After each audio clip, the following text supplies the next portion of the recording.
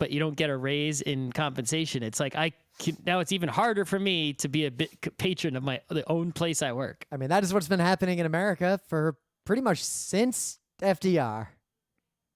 Yeah, I'm just saying. That's some horseshit. Yeah. Horseshit's been happening for a long time. We need some communism as fast as possible. All right, anyway. Gonna put the marker here. We're good to go. It's Wednesday, May 18th, 2022. I'm Rim. I'm Scott. And this is Geek Nights. Tonight, we talk about voice acting and voice actors and that whole space. Put another marker. So tonight begins the second round of the Stanley Cup playoffs for the New York Rangers. Well, we're going to lose, almost definitely. Scott is obligated to say that for fear of angering various gods, I guess. But no, in this case, I actually don't. Like, if you watched, I saw all 3 or 4 games. I didn't remember how many we played against this team this season. It was 4. Got crushed like every time. The one game we won was because Georgia had some amazing shutout. In the other 3 games, they completely dominated us. I saw 2 of those games in person. We just got crushed. Yep. They are the rock to our scissors. But you know what? I don't care. I am happy to have just made it this far. Well, I mean, the game 7 that we just watched, what was the prize? At least 4 more hockey games. That was... yeah, but 2 of them at home, right? So it's like all I wanted was some playoff games at MSG. I got more than I expected to get.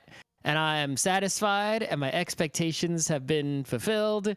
And anything from here on out is just bonus gravy. I'll be thrilled if we get even more, but I'm okay, because the sooner it ends, right? It's like a win-win either way at this point, right? If we keep going, obviously that's a win, because we win more, right? That's great. But if we lose, the sooner we lose, the sooner I can just stop spending my nights watching hockey and do something else, enjoy this nice weather, go outside or whatever. And B, that'll save us a lot of money, because every time the Rangers make more games happen at home, the Garden comes and just takes money from us because we clicked we clicked a button that said. And that amount of money goes up as deeper it gets, the more that number goes up. And as soon as there stop being more games, I can get Rim to compensate me for most of that money. Yeah, because I might have used a significant percentage of those tickets. There was, I looked at the numbers, and sadly, it's not going to be so straightforward to calculate how much money you have to give me, but I came up with a formula that I think is fair, so... Oh, because we don't know the price of the individual games anymore or something like that? We could, I mean, no one listening gives a shit, but we know the prices of the playoff games exactly, right? Yep. The prices of the regular season games, if we divide the total amount paid by the number of games, including preseason games, then there is a number. But last season, when it ended early because of the pandemic, there were 3 games of 6 total tickets. Right. In which we were compensated for those games with credit to the current season. And the amount credited was more per ticket than an even division of the total price. So that means that and we don't know the actual face value of all the tickets. I could just assume that price is the price of the regular tickets and then price down the preseason tickets. But then we've also got to worry about, there were games where we sold the tickets to third parties and we got random amounts of money. And there were games that we gave away for free to people, right? And there were also free gift card monies that you used entirely to buy 1 jersey. So you owe us back 2/3 of the gift card monies. So with all those things combined, I think I have to deploy a percentage-based formula for the non-playoff games. It's probably close enough. Yeah. So yeah, it's So the first game at home, I guess, will be on Sunday at like 3:30 p.m. So in the news, so last time I went to Anime Central was 2003 is what I want to say. 4 lifetimes ago. I went in 2002. I went again in 2003. They were some of the best anime cons I'd ever been to for a lot of reasons. Never bothered going back, but I'd always heard until yesterday with this news. good things about Anime Central. It was one of the larger anime cons. It was like one of the biggest ones in the Midwest. It was. I can imagine if we lived in the Midwest, that would have been like our Otakon instead of Otakon. Yep, it seems like it was big and solid and just continuing to get better, just like pretty much all anime cons maybe it would were. have been our Anime Boston, but Might have been. So what happened? Or Anime NYC. Now, as you know, I've never been to. as you know, there is a global pandemic continuing. It's killed 1 million people here. It's and gotten worse. Yep. again. In fact, it's getting worse and worse and worse right now. A bunch of my coworkers have it. One of them. I have some ill coworkers, and I am now again hiding. I'm only doing inside activities, outside activities, and going to hockey games with the most ridiculous, most powerful mask that hurts my face. But even now, so one of my coworkers got it right around when I got it, even though I didn't interact with him like a couple months ago. He just got it again. Yep. So anyway, pretty much all fan conventions, except for PAX's and a handful of others, have basically dropped all of their like vaccine requirements and mask mandates and basically anything that was even making them remotely safer. Well, can't say safe. Even PAX East, which did everything as well as you can do it, still had one of the staff die of COVID PAX East that they caught at killed PAX. somebody, right? It's like someone made a thread that was basically, I was going to write something along those lines of like PAX East killed somebody, which is absolutely true, but someone else wrote it even more angrily than I did, right? Which is like, it's like, no, even the best gaming convention in the universe, right, is not worth, to make it happen, the price of somebody dying before they would have died otherwise is too high a price to pay for just about anything. So outside of COVID situations, just some gaming con. So does that apply to non-COVID things like someone trips in the stairwell? I mean, it depends. It's like, someone gets drunk at the con and drunk drives and dies.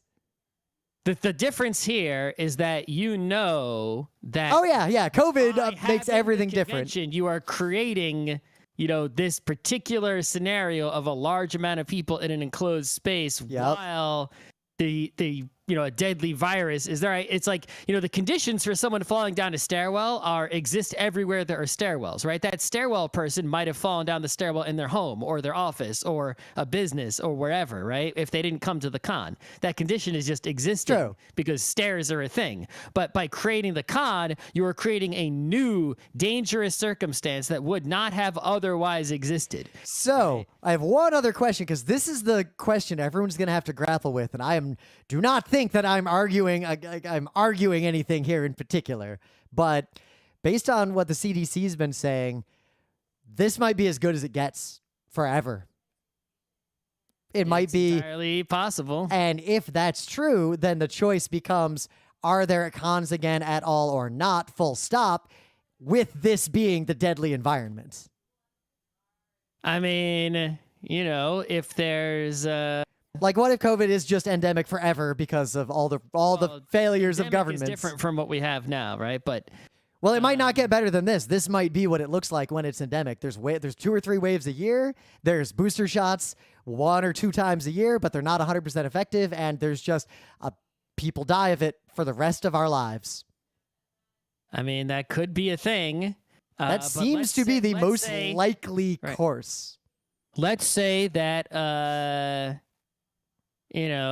tornadoes come through once a day, and that's just a thing, right? Everywhere. There's no hiding from it. It's an Earth-wide thing. Wherever you live on Earth, tornado. I mean, that's kind of what it was like in the summer when I was in Michigan as a kid.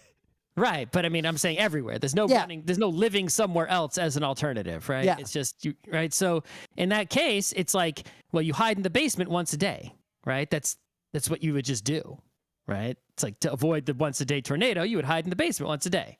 So, but what if it could come at any time? Then you're not gonna stay home. Have to be prepared to get to a basement at any time, and expect to use the basement once a day. No. Right? It's just unless you're not going to just walk around. You're not going to say tornadoes every fucking day. You know what? Today I'm going to just stay outside when the tornado comes. That's your last day, right? You're not going to do that. So if COVID is just like this for the rest of our lives, you're not just going to go and eat inside at a restaurant, right? It's like we're going to change hopefully. I don't think we will, society. though. I am very confident society will literally 100% give up if that's true. Well, if COVID really does stay like this for a long enough period of time. Polio was like that, and people gave up until there was a vaccine. The people who give up, right, will die. Right? A percentage of them will. Eventually, the people who are left are the people who aren't the give up people. Not necessarily. The death rates are not at that high to cause that type of outcome.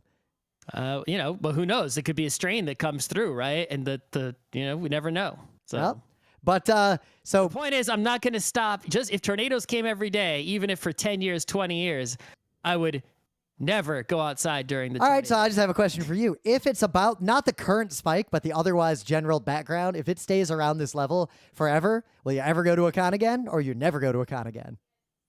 I guess it's going to depend, right? So, unlike the daily tornado, right? It's like, there could be circumstances in which, the convention, it's like, okay, they had the convention during a time when the numbers are mega low, right?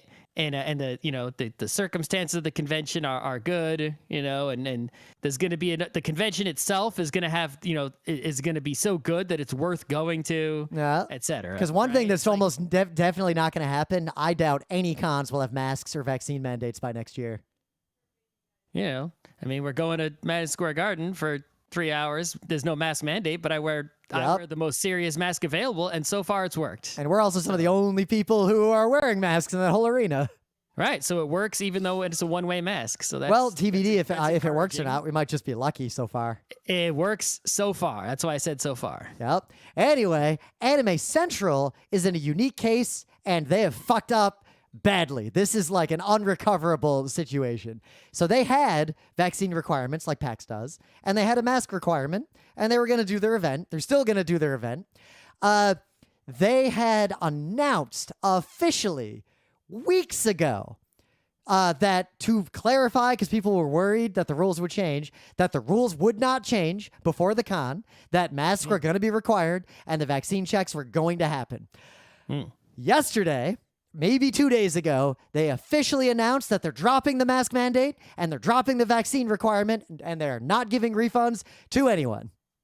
Well, see, forget, passing about the discussion about, putting lives at risk to just have an anime con, right? It's like, if you have a thing and you sell the thing and then you change your mind about what the thing is after you sold it. And the thing has a disclaimer saying that they can basically screw you over without any recourse at any time.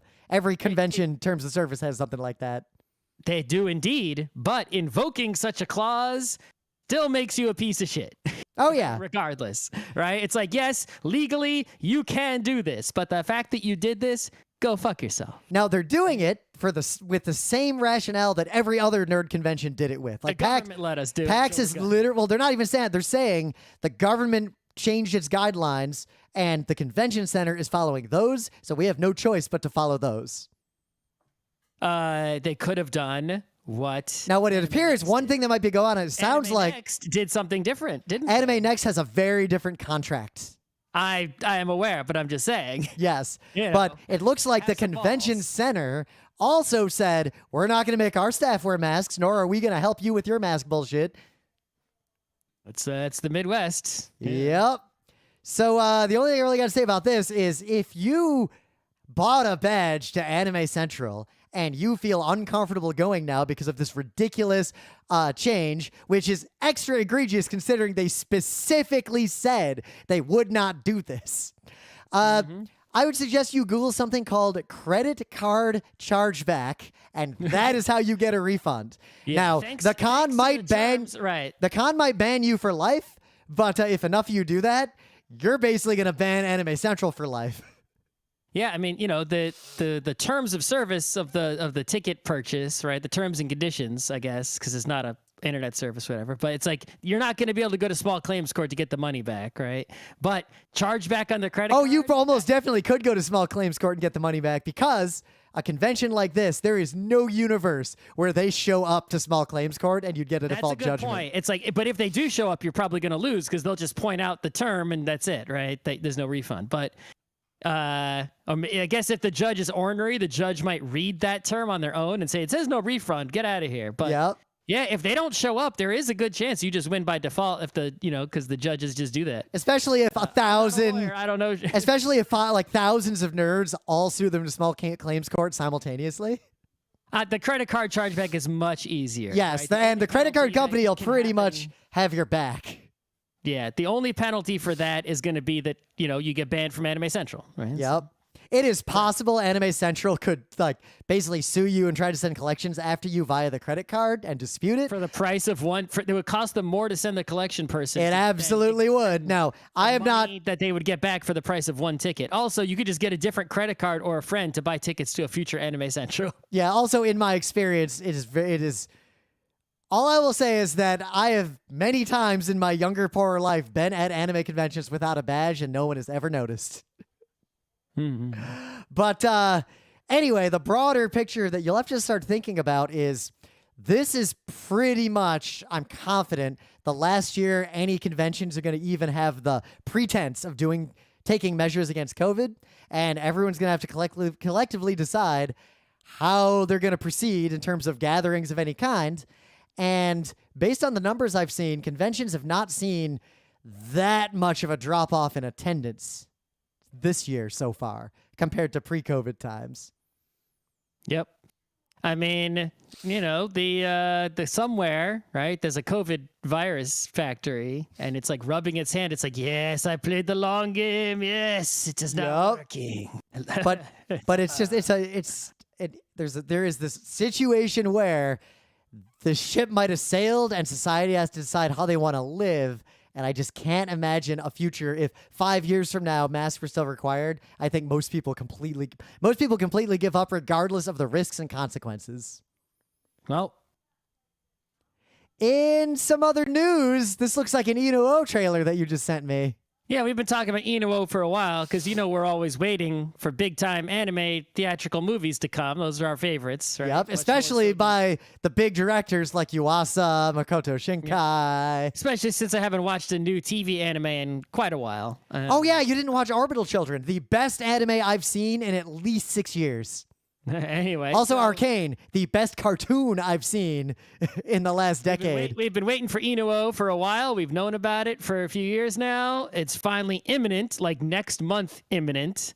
And here is a sort of, I guess, a trailer, right? With no English subtitles or dub or anything. But for that movie, and now you can really, this more than any clip I've seen previously, really tells you what the movie is going to be like and about.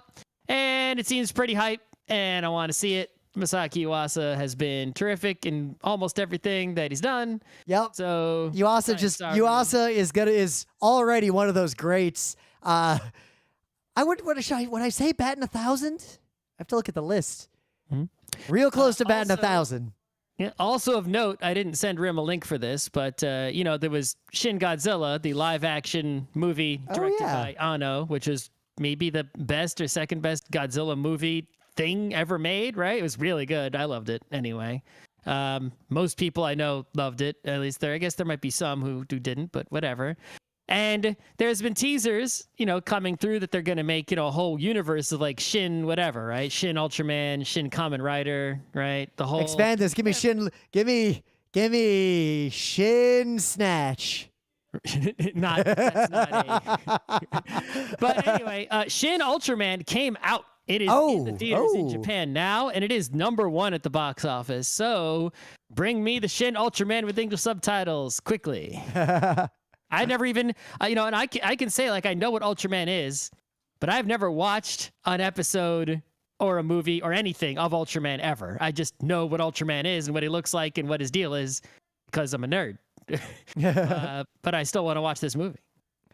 So in some other news that leads into our main bit a bit, Crunchyroll, there's a whole situation going on with anime voice acting in America for dubs, which gave us a great Wednesday show idea. Yeah, and Crunchyroll, and that's sort of, in the main bit, we're gonna talk about voice acting just overall, not even just in anime, but in the anime world, there's a lot going on here, and you're gonna have to read this article and learn more about this whole space. But to summarize, during COVID, voice acting was difficult to do. It wasn't safe to do in person, so a lot of it was done remotely.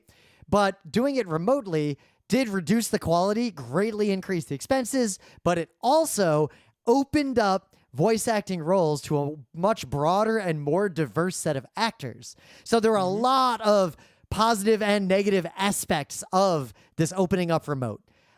Simultaneously, Crunchyroll is responsible for most of the dubs that happen in America for anime, and the studio they use is basically in Texas. And they really want all the work to happen in Texas for a lot of reasons. Well, they merged with Funimation, which was a big news when we talked about it. Yeah. Right? That now there's basically one major anime player in the U.S. now. The end, right? It's not like the old days where there was so much competition and companies are starting and failing all over, right? It's Funimation. Crunchyroll is that they're on top, but everyone else is on a much lower level. Yep. So there's a group of voice actors trying to unionize. Voice actor to voice act anime. It's like that's the sole employer now, basically, right? The other companies, like say Discotech, they're not dubbing. Yep. Not dubbing much. And then other stuff is done. Like Disney will do something itself for like a big Ghibli movie that they're going to release. Right. So all this is leading to a big conversation around how voice acting and dubbing gets done. There's a big unionization effort. There's voice actors who aggressively want to be back in the studio because the equipment they have at home sucks. There's voice actors who are kicked out of the industry because unless they move to Texas, they can't get a job anymore. This is all in the backdrop of Texas has turned into a failed fascist state to the point that a lot of people are fleeing Texas, rightly so. So it's unethical to tell voice. Who cares about money? Operating in Texas is great if you just care about money because low taxes, low regulations. But a lot of businesses are having to curtail their Texas operations because people who are qualified to do these jobs are fleeing the state at high rates, and very few people are willing to move to Texas to take a job unless they're desperate. So there's a lot going on here right now, and it's hard to say where this is all going. Yep. One factor that I brought up on our Discord, when we were discussing this earlier today, which you should join. Our Discord's pretty good. Is that if you are a voice actor and you go to a studio, right, there's an engineer there, a sound engineer, audio engineer, and they're taking care of all the hardware, software, mixing, everything for you. But also, you're in a facility. There's a quiet room. There's the sound dampening. There's infrastructure. The point is, you can focus entirely on acting and your job, right? Yep. If you voice act from home, there is no audio engineer for you. You are now your own audio engineer. You are being paid the same amount of money, presumably, and you are now doing two jobs. You could have a scenario where you give remote access to your computer to an audio engineer who's remote, and they come in and they audio engineer you software. Yep. So let me break down what that looks like. Because I'm an audio engineer. Hardware wise, they can't do anything for you other than you can show them what your hardware looks like and they'll tell you what buttons to press. But it's even worse because I have done audio work for a few small video games. I've done audio work for a bunch of things over the years. Of course, I've been producing GeekNights for forever.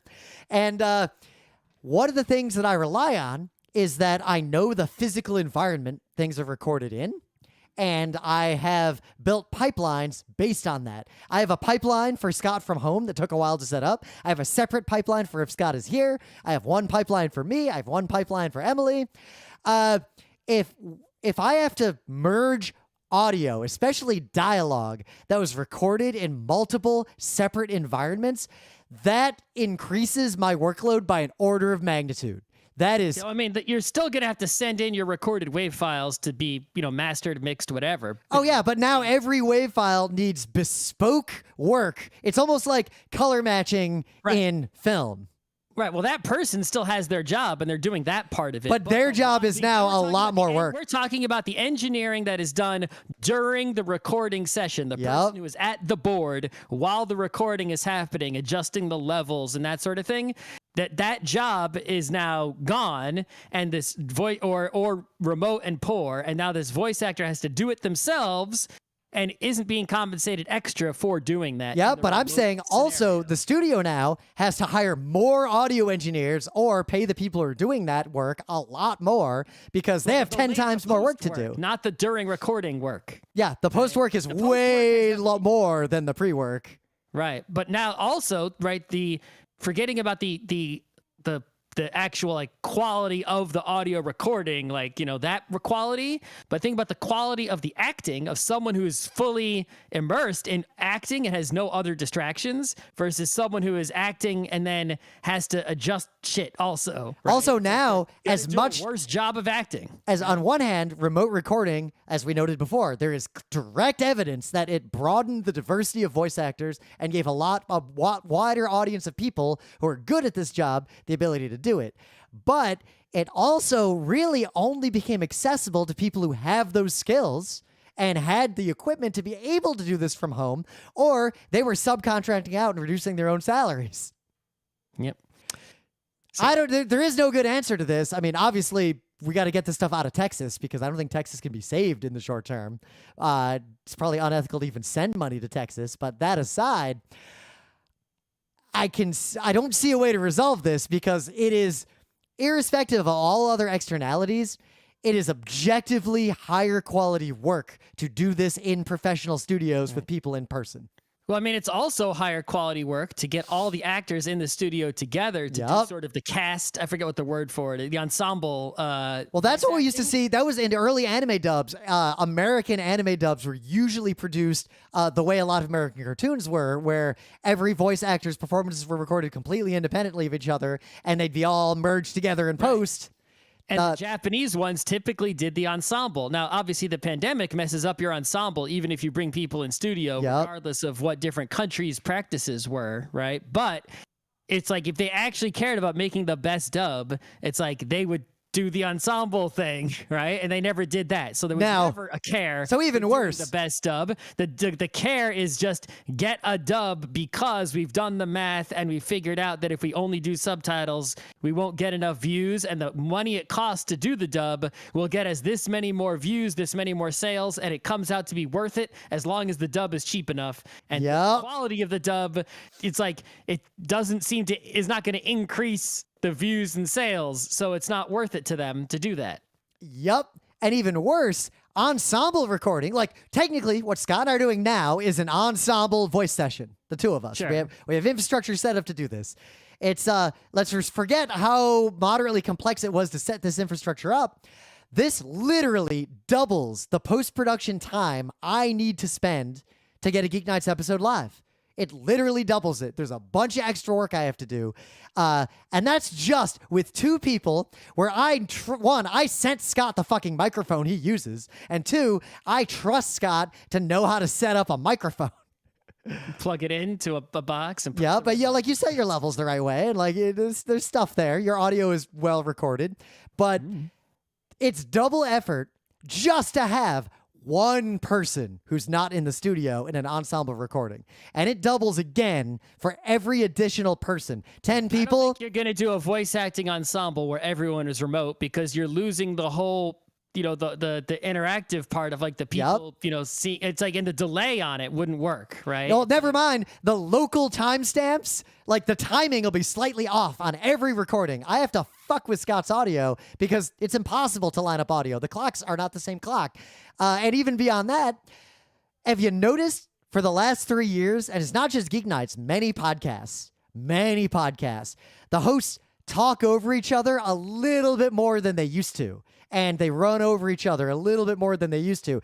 That's because this is not real time. There are slight delays and ebb and flow of the network infrastructure, and those delays add up to the same thing you see in live news broadcasts where there's a pause, like, back to you, Andy, and there's a pause before the Andy responds and says, thank you, John, and does his thing.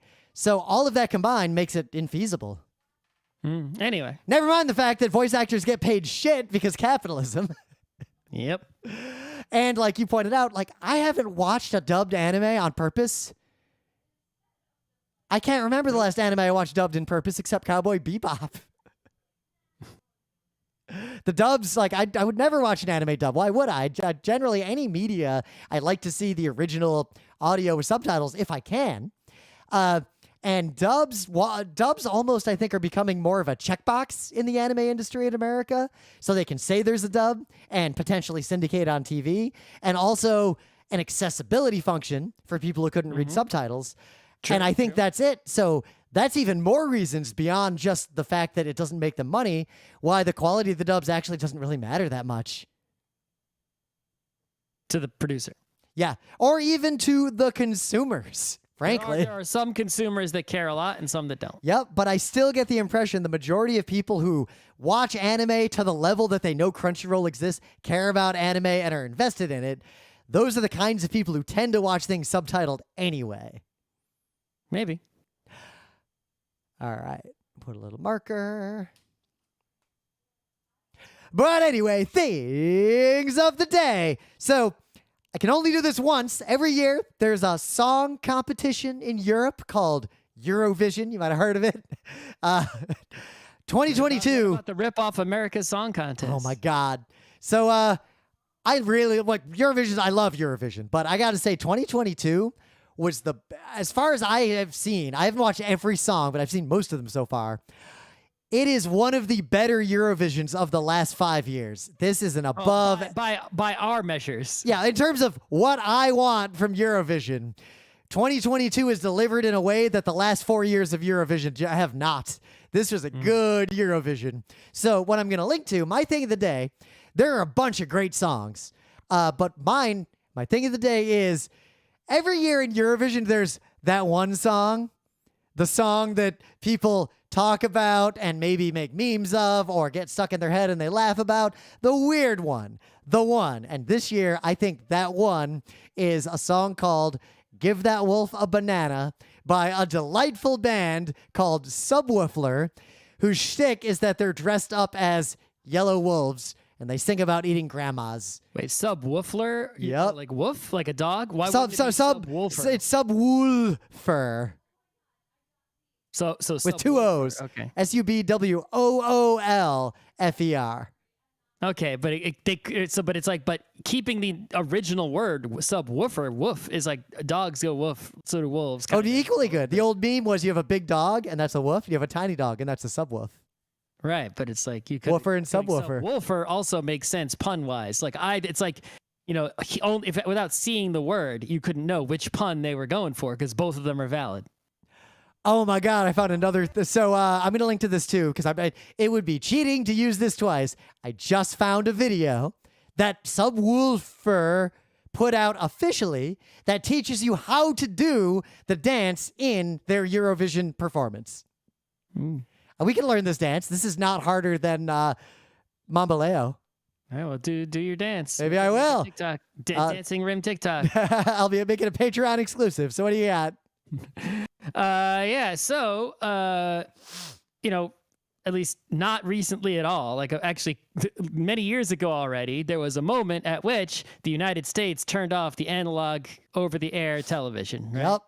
And I think we've used this thing of the day, like, you know, some broadcast like final moments stuff, right? But there was a time even before I was alive, which was the moment when, you know, this, like, they had television running live 24/7, right? In the United States, right? Or at least, you know, much of it was live. But there was always a broadcast going 24/7 over the air.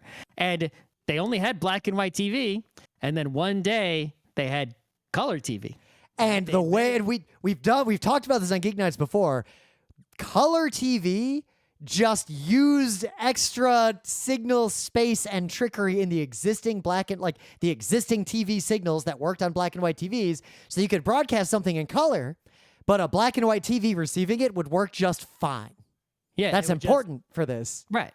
But anyway, so it's like, okay, so you're in the 1950s, 60s, whenever it was, right? And it's like you go out and you buy yourself you saved up some money and you got a black and white TV at home. You go buy a color one, right? And you set it up and you turn it on, and it's like at that time, it's like, it's like some of the channels going to be black and white, and some of them went to color already, right? Yep. The big time channels, right? Because obviously they weren't selling color TVs before there were any color channels, but the TV network also had to switch. There had to be a moment, and a precise moment for the Dog and each H channel, right? A precise moment at the TV station where they said, all right, we're all broadcasting black and white pictures, right? Well, we got new cameras in the studio, and at this moment, we're going to switch and broadcast color over the air instead, right? We're going to flip a switch.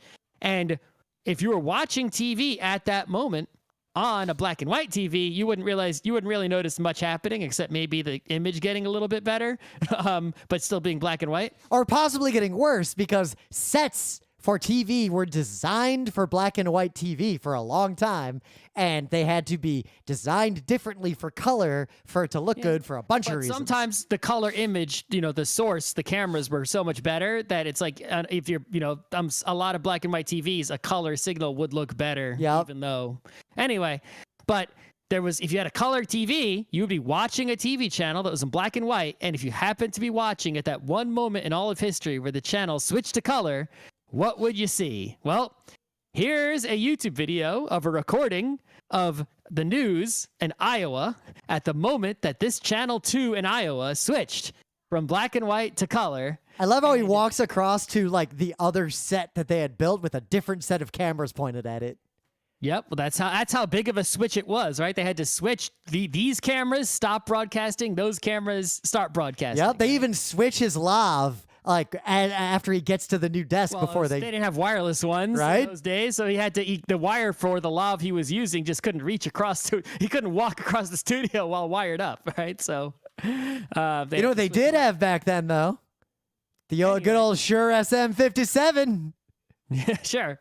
But anyway, so here is exactly what you would have seen if you had a color TV in Iowa in whatever year this was and were watching the news when the whole network switched permanently from broadcasting black and white to broadcasting color. In the meta moment, the GeekNights Book Club book is 9 Fox Gambit. Within the next month or so, we'll just do the show. I think this weekend I might even finish it. It's a good book.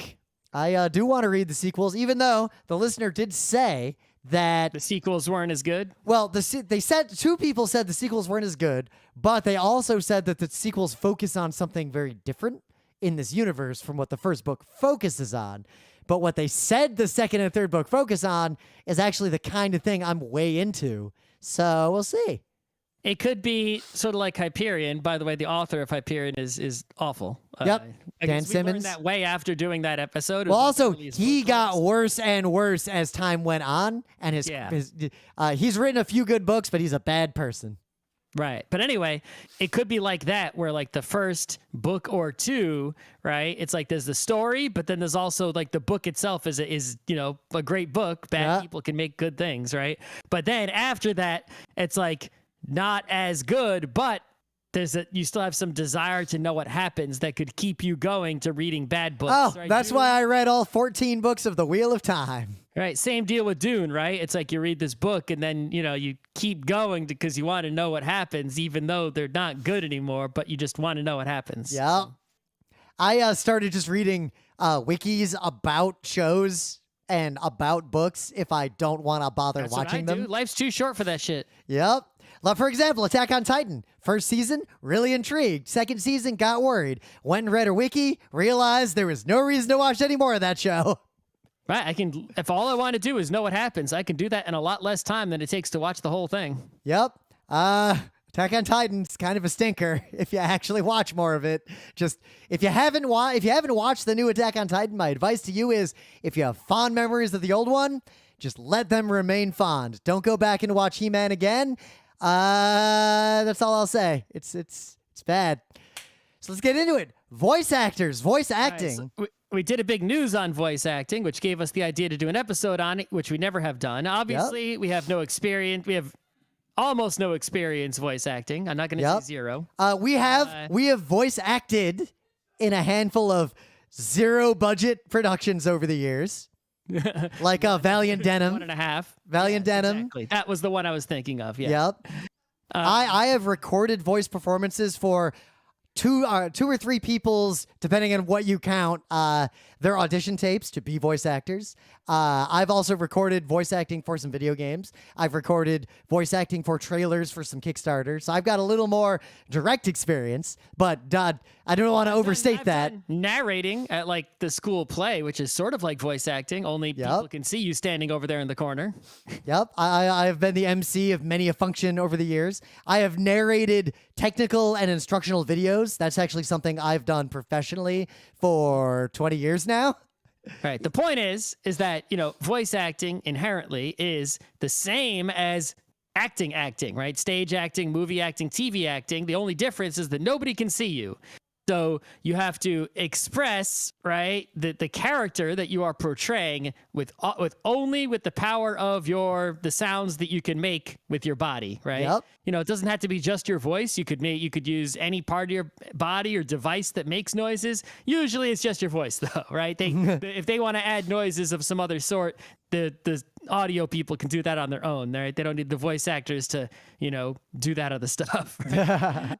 Like sound. You don't need to be in there voice acting a Star Wars cartoon, making lightsaber noises with your mouth, right? They can add those in on there. You don't need you, right? They just. What was the thing I saw where you can clearly see actors in one of the recent Star Warses at a few points in the final cut of the movie, clearly saying pew pew or making some sort of laser sound with their mouth as they're firing. Yeah. So there's sort of two major things going on, right? And one of them is that you have to have this ability to speak usually in a different voice than your natural voice. Well, there's very much two kinds of voice actors. There are professional voice actors who have an array of voices. Like they have a range of character voices they could do, and they can make up new ones. Blank situation. Yeah, so like you show them a character, you collaborate with them, and together you come up with the voice of a character that they then embody. But then you've got people like, John Benjamin, who everything they voice act, they sound the same, and it's fine. Or like Bender. Like they're a character. Sometimes there's a voice actor, even if they can do multiple voices, either their natural voice is really good for voice acting, or a voice that might have been part of their repertoire just became an iconic voice that they use for much of their career. Oh, rest in peace, Gilbert Gottfried, right? Yeah. That was not the voice he spoke whenever he was in public. That was not his natural speaking voice, right? That is well known as far as I've heard his real, quote, natural speaking voice. And it is not, hey, I'm Gilbert Gottfried, right? That's not, but he just talked like that, in every professional setting. If he was being interviewed, if he was voice acting, he had the one voice that he did. He didn't do other voices. Yep. Right? And he only used his natural voice in like private settings, right? Which, and similar to GeekNights, like honestly, if you see us do panels, you're listening to this, we're not acting, but the way we talk on a show like this is not how I talk when I'm just living my life. We are not. But that's not an intentional. No, it's not. But it's an artifact of the fact that we're talking to a microphone without an audience. Also, it's an artifact of the nature of a podcast. But we shout and yell and all this stuff that in real life we're a lot more subdued. Right, but the point is that even if you are a regular actor, right, stage, screen actor, right, people are seeing you, having the ability to do have a natural voice that is, particular, right, like say Sean Connery, have a voice that you do that is particular in some way, right, or have the ability to do lots of voices, right, are just tools of even a stage and screen actor. Yeah. Right? So a voice actor is basically, it's like you just highly specialize in this one aspect of acting, which is that tool set only, and not in expressing yourself with your facial expression or your hands. Even though you might do those things as well, no one will see them.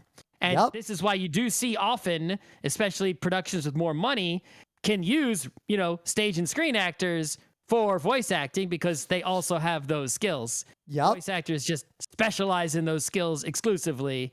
So a thing that I think is worth noting is there has been a little bit of a change in this industry, not so much with anime, but with the rest of the voice acting world. I saw some articles about it recently, and you could just, it's obvious in retrospect if you think about what's popular. There is increasing demand for voice actors who are also professional singers, because a lot of animated shows in particular have more and more music in them, which is drastically limiting the pool of people who are qualified to be both a professional voice actor who can do a character and who can sing professionally at the level that would be needed for a show. In the past, a lot of the way that was handled, even in movies, was to have someone who sounds kind of like the voice actor sing when the voice actor needed to sing. Yeah. A lot of old Disney movies did that. Yeah, I mean, it always comes across great because even in the real world, people that, just people you meet, it's like they sing in one way, and when they, it's just meet a person who's a singer and isn't an actor at all. Yep. They sing, they might not, they don't sound like they do when they talk, right? They clearly have a different singing voice that is not, it might be related to their talking voice. It might not be. Right? There's even people who have like very strong accents, right? And their singing voice has a completely different accent, right? It's like, there's a thing. People are like, how come when people from the UK sing, they sound like they have a US accent, right? It's like, there's a whole thing about that online. You can look it up, right? It's like, so using someone else to do the singing part is not out of the ordinary. It totally works great. Like the audience almost never knows. But it is more expensive because you're hiring someone who is a professional singer first to do. But also, if you hire the one voice actor to do the singing and the right, you can save money. But it also greatly complicates the production because now you have to figure out in advance exactly what will be sung and and get all those takes separately from the voice acting. It's harder to change things on the fly. It's harder to have a character naturally come in and out of singing, which also is increasingly common. Song recording is different from voice recording, so and I think that's only going to continue. So just as it's an aside to all of you, as long as musicals are popular. And right now, especially in animation in the US, musical animation is only getting more popular and only becoming a bigger piece of the pie. So if you want, it's always, I think it's always been huge in children's content, right? There's always been songs, even if they're like little nursery rhyme type songs, right? It's like that's just always been there, right? So another aspect of all this, it's spread more, right? I think The Simpsons did it once in a while, but then you had the other shows doing it frequently. So another aspect of this is a lot of acting, but voice acting has particular concerns around this. It is also not a sport in the competitive sense, but it requires a certain amount of physical luck in terms of are your vocal cords and lungs and head and face shape conducive to voice acting? Like, there are things that could get in your way, especially if you play multiple characters. You can have injuries just like you could on the set of a play or the set of a movie. A lot of voice actors destroy their voices. It's a problem in the industry. You need vocal coaches, vocal training if you're going to do, right? It's like, I mean, Scott and I had to learn. I had to learn significant. We used to lose our voices after every major con. Me way more so than Scott. I had to learn to talk differently, and I talk differently with a microphone than I do in person just hanging out with people. Sure, but there are people who, it's like you might be able to talk in a really funny voice, right? And you think I could be a voice actor, right? All your friends are super entertained by your funny voices that you do, and you're great. All right, go and do that funny voice for 5, 6 hours, 7 hours. And also emote with that funny voice. You got to say a line in that same funny voice, but it's a sad line. Can you still do it? Can you act it? Or can you just do the facile voice? And the endurance aspect, right? It's like, if you can't do it, then you're not, it's not an easy job at all, right? And, people, when they think of voice acting, especially when we do this on Geek Nights Wednesday, you're mostly thinking about it in the context of cartoons and animation, right? Animated content, whether it's computer generated, hand drawn, 2D, 3D, whatever, video games, right? That's what you're thinking about. And the fact is, there is a lot more content out there that requires voice acting than just those things. Those are just the most visible things, right? There are also lots and lots of, say, instructional videos that need narrators, right? There are lots and lots of live action things that are still dubbed, right? You've seen Star Wars, right? James Earl Jones, everybody knows, was not in the Darth Vader costume. Hell, a lot of old movies, but they still do this when they need to. Less often because obviously it really hurts the acting. A lot of movies, especially older movies, would do ADR and dub over the on-screen spoken lines of the actors because microphones weren't that good, especially in the past. Cameras used to be louder. Go in and act in a movie, and then after they acted in the movie on the set, they would go into the audio booth and record their own voice over themselves. And the worst part is, it's so obvious that that was happening now that you can see a lot of these old movies and old TV shows in high resolution remastering. Like, it stands out like a sore thumb. That's why it's really good if you have a Darth Vader who doesn't have a mouth that moves. No one can tell. You can put any voice you want on there, right? Another really increasingly complex part of this is diversity in casting, especially because if you can't see the person, some people who are wrong try to argue that it doesn't matter if a white person plays a black person, for example. Like, all that matters is the voice that comes out at the end. And obviously that is not true. And obviously there's a lot of nuance in that whole conversation. But voice acting also requires a certain amount of expertise in accents and language and languages, in being able to learn and speak in particular accurate dialects, depending on what kind of character you're playing. These are technical, like, learned academic skills. Yeah, I mean, if you go out there, it's like, you know, I could do a Scottish accent, like, oh, me laddie, right? And it's like, you know, it's like, if I do that, it's like, yeah, you realize that I'm making fun of Scottish voices, right? Which actually I think are cool, despite, you know, characters like Sean Connery and Scrooge, right? But look at Apu and the right and correct controversy around that accent and that voice acting. I can say that every Scottish person that I have met and known to be, you know, have an acquaintance with has been a really cool person. So anyway. Yeah. In fact, I remember the cool Scottish dude that we ran into a few PAXs in a row. People I was just thinking of. We went to the Sci-Fi Museum together. It was a good time. There was also that engineer guy who was a Scottish person in New York who we played games with a bunch. That guy was cool too. I forget his name. Sorry, person. If you ever, I think you listened to Geek Nights at some point. 100. Yo, anyway, Scottish Geek Nights fans, remind us who you are. If I go and do that voice, right? And it is nowhere near accurate, right? It's so off, right? It would drive a Scottish person wild, right, to hear. And if I'm doing that for a character, even if it was for, you know, if it was for a stereotype character, well, that's just offensive, right? And if it was for a character who was just like, let's say it's a new My Little Pony, and there's a pony with haggis on its ass, or a golf club and a bagpipe on its ass, right? And I voice that. It's like, that's not right. It's like that character should sound like a Scottish person sounds. You even worse, get a Scottish person or someone who has studied the Scottish accent so well and practiced it so much that they are on.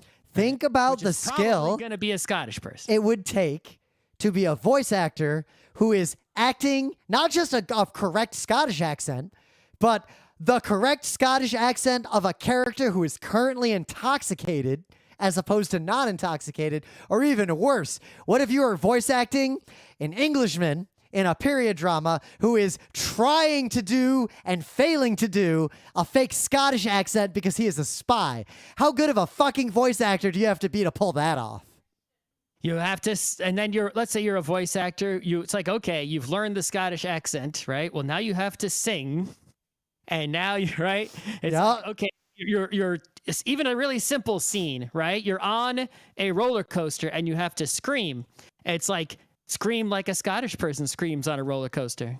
You know that, right? It's like voice acting is so hard, right? It is this really hard job that doesn't pay enough. They got to work too hard, right? It's underappreciated, et cetera, et cetera. And as we talked about in the news, most of the, people producing dubs, right, especially for translated works, right, where they're, producing a non-native language dub, don't really give a shit about the quality, right? And it's to the point where, right, and this is the old dub subs debate. Right? Well, we're at the point. To this day, if you put something out in the other room and don't let us see it, Scott and I could, with I suspect 100% accuracy, tell you that it is one of three things. It is from an anime dub, it is from a video game, or it is from something else that is more professionally done. Pretty much, right? But if they don't care about the quality of it, right? Even if I'm listening to actors in a language I don't know, right? The original Japanese language or French language or whatever language the original language was, yep. Right? It's like whichever dub cast, the directors and the actors did the best job, right? It's like, as long as you're, able to hear it, it's like they can get across the emotions better than even someone else doing a worse job in your native language. And that is why, right, I don't go for the subtitles because it must be the native language. I go for the subtitles because the acting is usually better. That production was the production that did the best job of voice acting. I mean, if I didn't have a job, I would try to learn languages of my favorite literature enough to read books in those native languages. But I'm saying, if somebody came and told me, right, that there was an anime made in Japan and it was a great anime and the original language of the anime was Japanese, but the Japanese voice actors fucking phoned it in and did a shit job, right? They hired cheap actors who weren't any good. Yep. But that the Italian dub crew, right, for the Italian audience, right, did an incredible job. I think I would watch it in Italian with English subtitles in that case. I would, if I had that information available, right, and I knew that the English dub was also, not a high quality one, I would seek out the Italian dub, right? It's like if you had a choice, like you're watching a movie, right? You can't do this with regular live action movies. You can't be like, I would have really liked, Star Wars better if instead of Mark Hamill, it was, someone else. Gilbert right? Godfrey. Right, sure, Gilbert. Right? Like, no matter what country you're in, if you got eyeballs and you watch Star Wars, you're looking at Mark Hamill. That's who you're looking at. Right? Yep. You're not seeing anyone else up there. You can't change it out. But with voice acting, you can change it out. And if one actor did a better job than another actor, you can go out and hear the better actor or actress instead. And why wouldn't you, right? If subtitles in your native language are available. Now, the other problem in the industry is, one, a lot of anime fans, just like everyone who plays video games, wants to make video games, and they're willing to sacrifice a lot to do it. A lot of people who watch anime in the American anime fandom want to be voice actors because of the weird... I think it's mostly because of the weird ecosystem in America where the voice actors on anime are treated as bigger celebrities than they are in the context of conventions, which has led to a lot of weird outcomes. But I don't think we need to dwell on that. If you've been to anime cons, you know what I'm talking about. It is interesting that in Japan, it's like there definitely is a Seiyu like can become famous, right? It's like it's to the general public, it seems, right? It's like they're known people, right? Just like other actors are known, voice actors are also known quantities, right? In the United States and other parts of the world, it's like you could be the voice actor for something enormous, right? Something hugely popular and be a complete unknown, right? To everybody. People might know your voice when they hear it and never have heard of you, right? Nerds might know of some of these people, right? But the general public does not know, right? The voices of like major characters, like, don't appear on late shows or walk red carpets. So one weird thing I've noticed over the people who do voice acting, who are not anime people, who get a treatment similar to the anime people, is basically anything that nerds care a lot about. So if a popular cartoon that has a presence at like the San Diego Comic-Con. The voice actors in that show, every nerd knows who they are and they're treated like celebrities. But a super famous, important actor who does a voice in a movie that's animated, the nerds don't tend to get that way about them in America. But I think that says more about fan culture than about anything else. Right. Well, I mean, I'm saying, like, if you look at something hugely popular, say Frozen, right? That's a mega hit, right? Yep. All the voice actors on that are also already famous people, right? On their own, right? So at least most of them are. But if you look at The Simpsons, it's like that's mega huge, right? It's like we know. Now, Simpsons nerds know. Simpsons nerds care a lot. No, nerds in general know, but the general public all know Homer Simpson's voice. Everybody, right? But if you said, all right, who's the voice of Homer Simpson? They don't fucking know. If you told them that person's name, they'd be like, I don't know who that is. It's like, it's like there's no, even at the top of the voice acting game in the United States, you don't get general public fame. You only get nerd fame. Even outside of anime, right? Even outside of things that are imported from other countries, right? So that's and that, like you said, when it comes to the nerds who do know, there becomes a weird culture around those people who are the voice actors because, right? It's like a special treat in a way to appear in it's like, even though I don't give a shit about them, like when I go to conventions, when I did go to conventions, right? It is really fun to meet a voice actor. And if they actually are so gracious enough to do the voice, despite people constantly say the line, Bart. Right. It's like, it is entertaining, right? It is pleasurable, right? And they have that power with their, it's just, It kind of breaks your brain a little bit. I like the few times I've been like talking directly to a voice actor and they slip into the character voice. There's this moment where the brain just goes, what?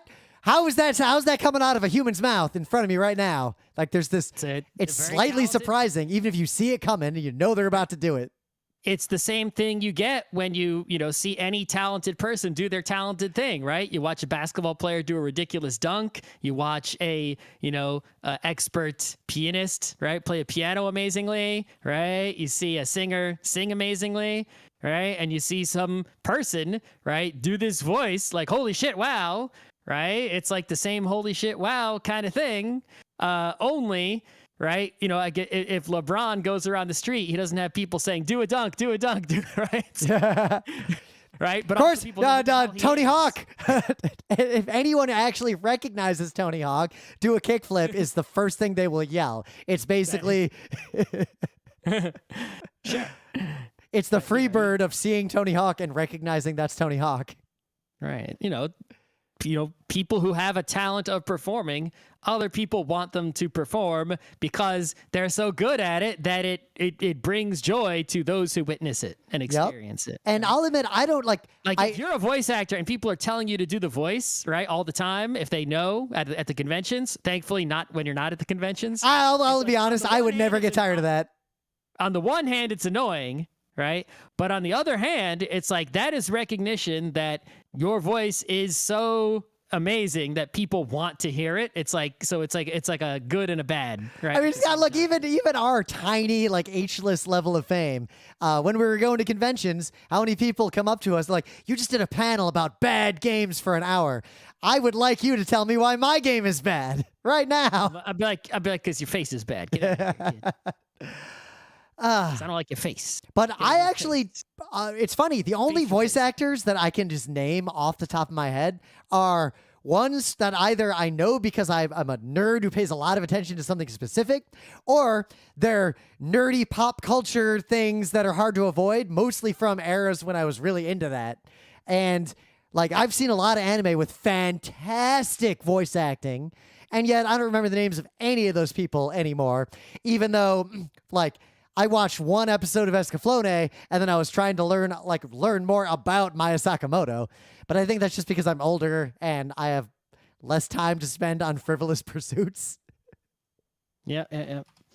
So there's one last phenomena, right, that I've noticed a bit over time, which is there'll be famous people who are not necessarily voice actors, right? There's something but they get attached to an animated movie, usually because then they can say their name, like Gilbert Gottfried is in this movie. That's not what I'm talking about. That's not what I'm talking about at all. All right. But they have a distinctive voice that, is known, right? Or that, like, you've heard that voice somewhere. Well, like Thunderthroat. Sure. Rest in peace, that guy. Yeah. And they'll get gigs voice acting on shows, usually as cameos or as other characters or something like that, right? So, for example, you could watch a lot of children's cartoons, and it's like, you'll be surprised, Weird Al just shows up a lot, right? It's like, if you aren't thinking about it really hard... I mean, he was in My Little Pony. Right. If you're not thinking about it hard or aware of it in advance, or it's like... if it's like you just hear someone doing a voice and then it's like, wait a minute, that's the Weird Al voice. No, that is Weird Al doing that voice. He got hired to do voice acting on that. But show. sometimes, one episode, sometimes you get the situation with like a Lorenzo Music where there's someone who sounds close enough to a well-known voice, in this case, Bill Murray, that people hire this person to basically make people think they heard Bill Murray. Kinda. Yeah, that happens though. That's the thing. Well, I mean, there's the Thunderthroat guy died. I've heard movie trailers recently where it sounds really similar. So that actually leads into the last topic I wanted to bring up, and we'll have to wrap up soon because important hockey is going to start in 15 minutes. But voice acting, faster than a lot of other acting, I'm not going to say is going to be made obsolete, but technology can replace low-quality voice acting pretty easily. Deep fakes. Low quality? Yes, very much. Yep. Yep.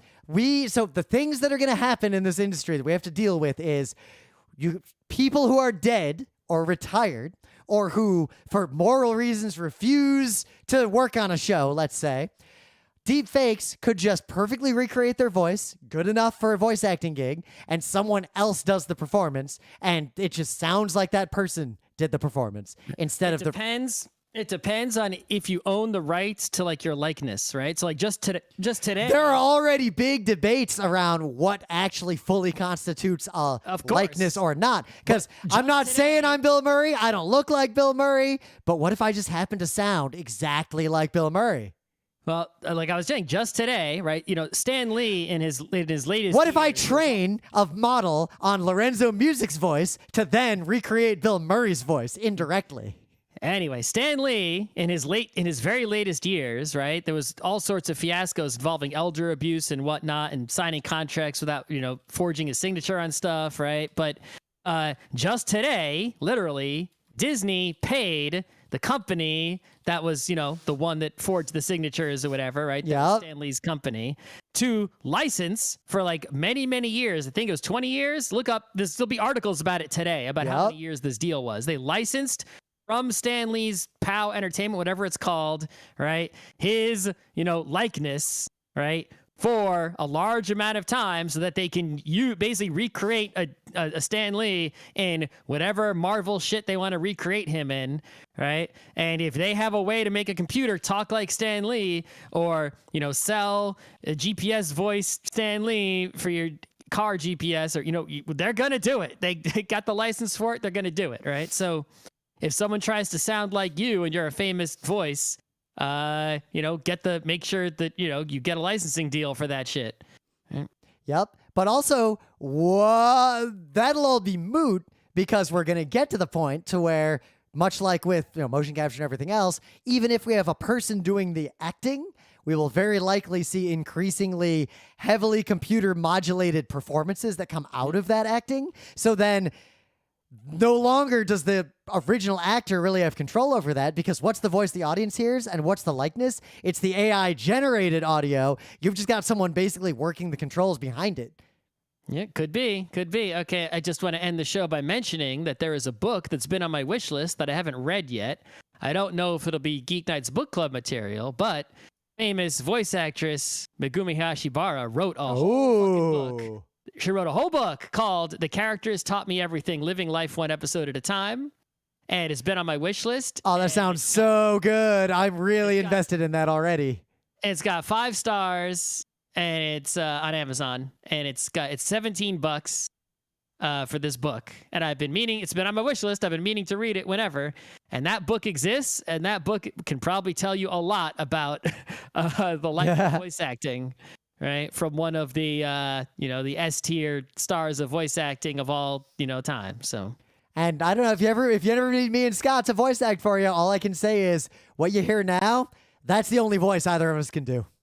If you want to hire me to voice act, you'll have to wait for me to join the voice acting union, and then you can hire me through the union. If you somehow like my voice that much and can't find an actor to actually do it, and you're aware of the fact that I have... There's one voice acting gig I'd be willing to do without joining a union. If we got the Valiant Denim team back together for one last episode. It seems unlikely. That seems extremely impossible. I need to find edible foods.